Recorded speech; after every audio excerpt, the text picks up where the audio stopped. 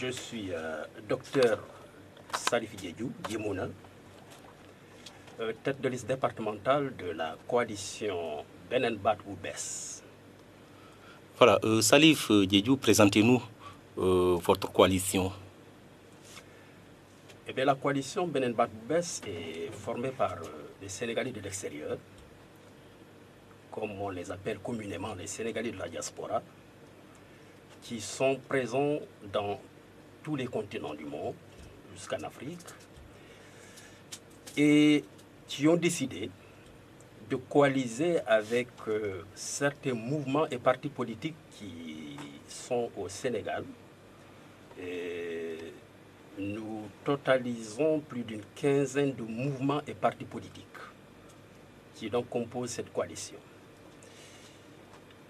Et donc, cette coalition a décidé de m'investir au niveau de Ziguinchor, puisque nous avions décidé à partir du moment où on a autorisé la présence des Sénégalais de l'extérieur à l'Assemblée nationale.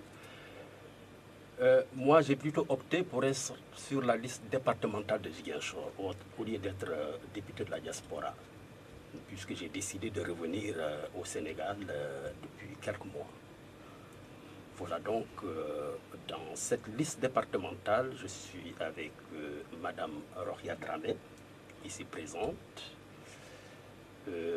Adama Fofana, qui est suppléant sur la liste, et une étudiante qui s'appelle Eliane Tendin, et qui n'est pas présente aujourd'hui. Et sur la liste nationale, nous avons Lamine Camara, plus d'autres qui ne sont pas là aujourd'hui.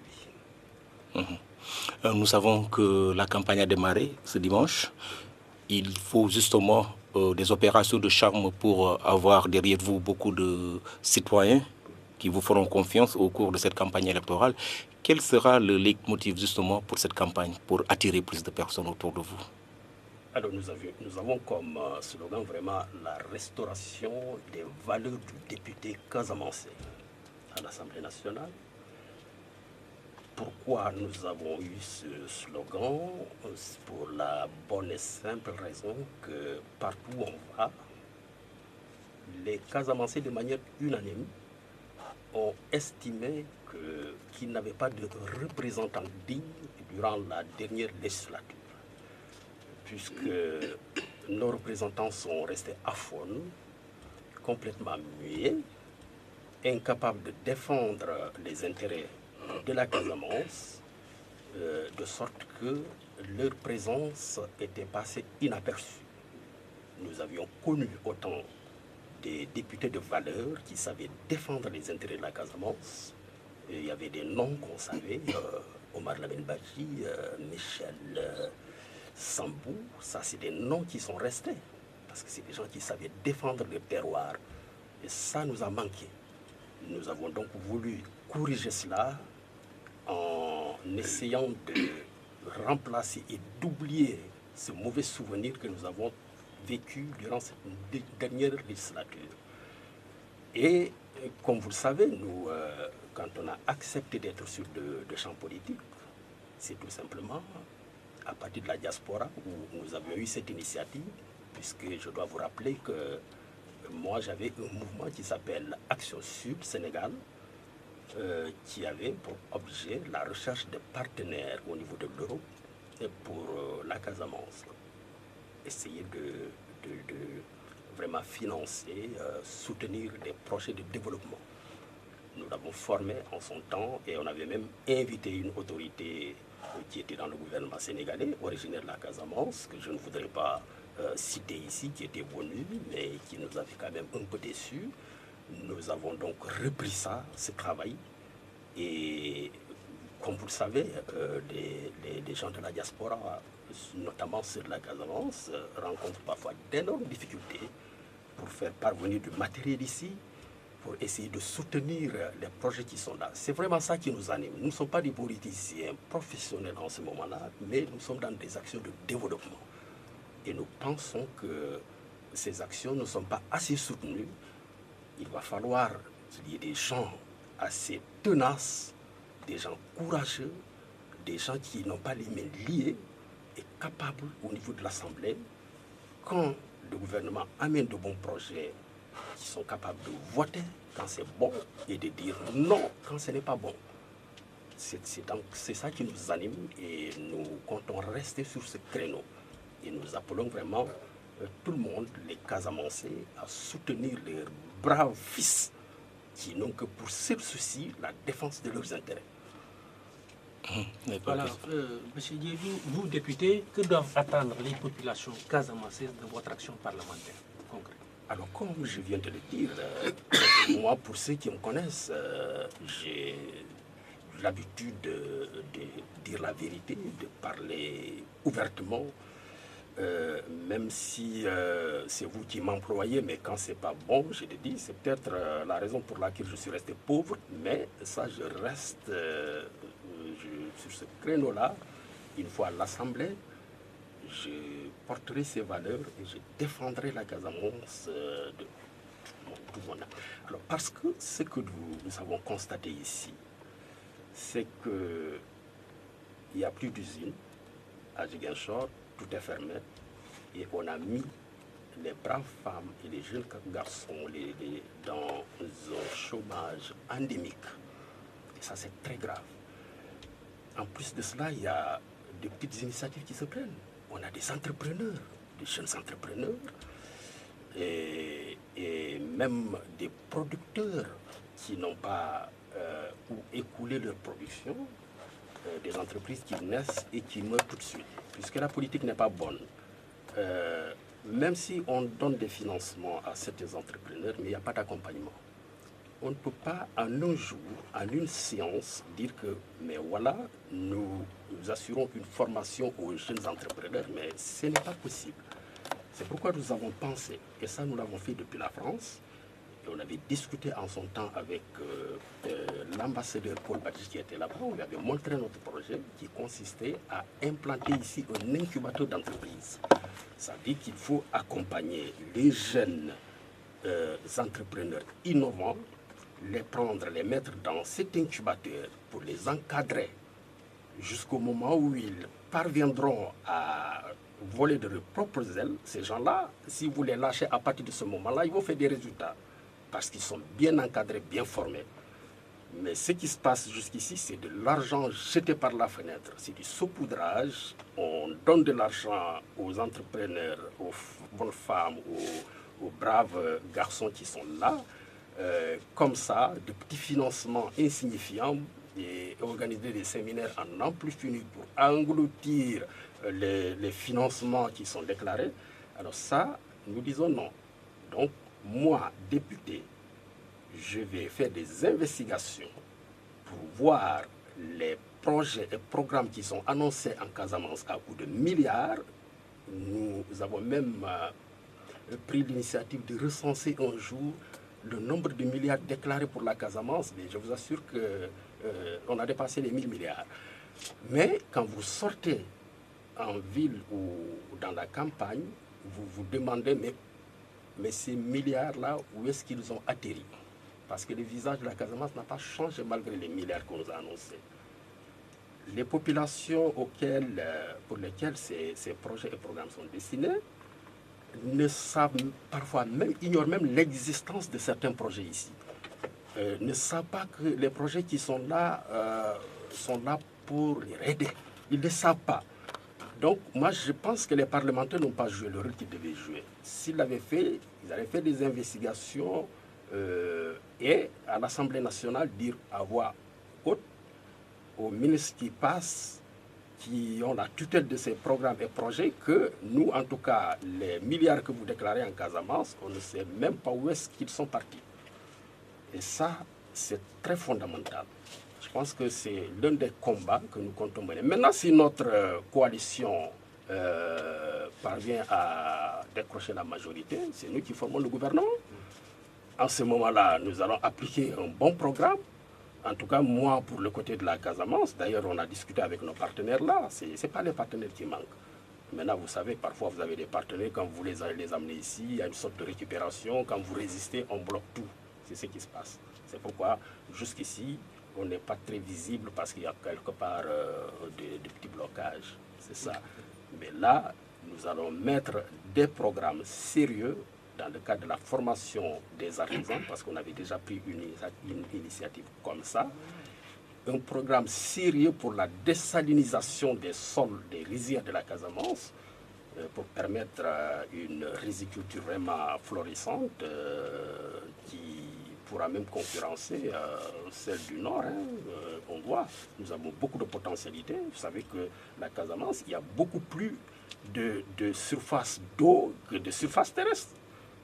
En réalité, près de la carte, vous verrez partout des cours d'eau.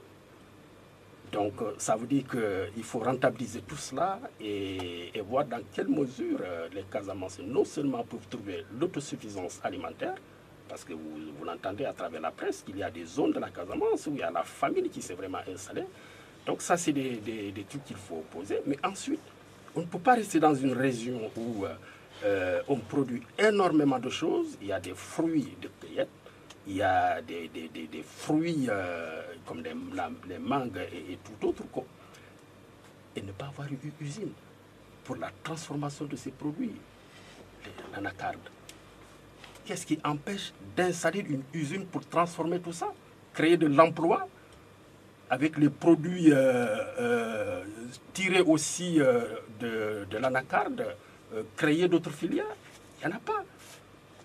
Et en plus, on parle de pôle de développement de la Casamance. J'ai l'impression que c'est un slogan, mais quand vous regardez de l'intérieur, ce n'est pas aussi ça. On ne peut pas parler de pôle de développement de la Casamance sans avoir des liens. Vous avez l'université qui est là, qui produit la matière grise. Et à l'origine, cette université était destinée à faire un travail qui a un impact sur le terroir. Mais ça ne se passe pas comme prévu. Vous voyez, il faut faire ce lien. Ensuite, un pôle de développement, c'est vraiment tout un lien. Vous avez des producteurs qui sont là. On prend ces produits, on les transforme sur place.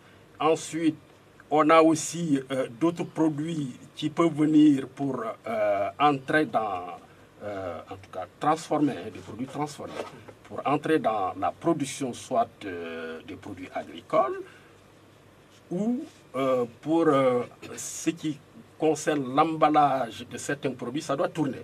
Donc, il faut créer toute cette chaîne de valeur ici, ce qui peut véritablement nous donner du contenu à ce projet de pôle de développement de la Casamance, en développant évidemment les pistes de production, tout cela. Nous pensons que c'est un bon projet, mais qui est mal mené. Et donc, si nous arrivons au pouvoir, si nous sommes majoritaires à l'Assemblée pour former le gouvernement, nous pensons que ça, c'est les priorités à développer en Casamance pour permettre à la Casamance de retrouver son lustre d'antan. Voilà, M. Diédou, vous êtes un acteur de développement, il n'en demande pas moins que vous êtes également un homme de culture, et vous êtes originaire d'une région à vocation culturelle. Et vous, député, peut-on s'attendre à ce que vous influez également sur la mise en place d'une bonne politique culturelle au Sénégal, voire même la mise en place d'une industrie culturelle qui puisse profiter aux acteurs culturels de la région? Mais bien sûr, voilà un autre problème sénégalais. Il y a des slogans creux. On parle d'industrie culturelle, mais quand on regarde ce qui est mis comme contenu, mais ça laisse à désirer. Moi, j'ai commencé ma carrière d'animateur culturel à Ziguinchor. Non seulement je suis un acteur culturel avant d'être animateur, je suis revenu, j'ai dirigé le centre culturel régional de Ziguinchor. Je connais le problème du monde culturel, des artistes. Voilà un secteur qui pouvait tirer l'économie de la région. Parce que n'oubliez pas qu'ici, on a jusqu'ici un tourisme culturel par ce qu'on avait appelé en son temps le tourisme rural intégré. Et qui a permis pour certains villages, là mon village en a largement profité avec son campement. C'est-à-dire que le touriste, il vient, il vit avec la population, il échange. Non seulement il y a un échange culturel très fort, mais avec ce qu'il laisse comme ressources, ça permet à certains villages comme le nôtre de réaliser beaucoup d'infrastructures sociales de base. voyez. Alors, donc, ça pouvait permettre le développement non seulement de campements touristiques, mais aussi d'hôtels. Mais ce qui est dommage, ça me permet d'entrer dans ce secteur touristique parce que j'estime qu'il est fortement lié. C'est que nous assistons ici à un détournement extraordinaire. Les infrastructures hôtelières sont en train de mourir pour la bonne et simple raison qu'on a essayé partout d'implanter des maisons d'accueil où les gens traitent directement depuis l'Europe avec la clientèle qui vient sous le couvert d'une maison de je ne sais quoi. Et comme ça, on est en train de pénaliser le tourisme. Et le tourisme, s'il meurt en Casamance, il a forcément un impact sur le secteur culturel.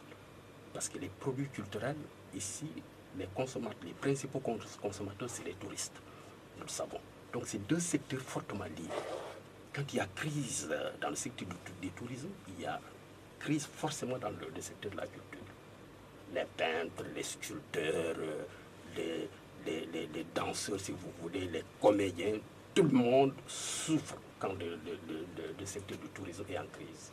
Donc, c'est pourquoi moi je pense qu'il faut revoir cette politique-là et faire en sorte qu'il y ait ici des studios même d'enregistrement pour les musiciens et autres traditionnistes qui veulent faire leur production en Casamance au lieu d'aller loin. Parce qu'aller à Dakar pour faire des enregistrements, ça coûte très cher. Ils n'ont pas ces moyens et très souvent, ils finissent par abandonner.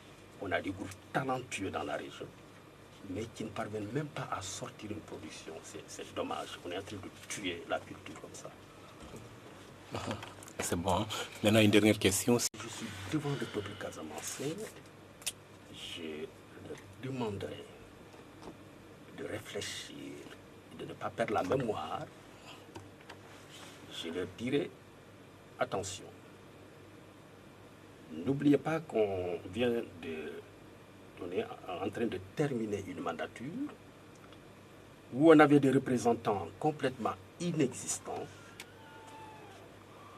Même vos caméras avaient honte de les montrer parce que tellement personne ne les voyait.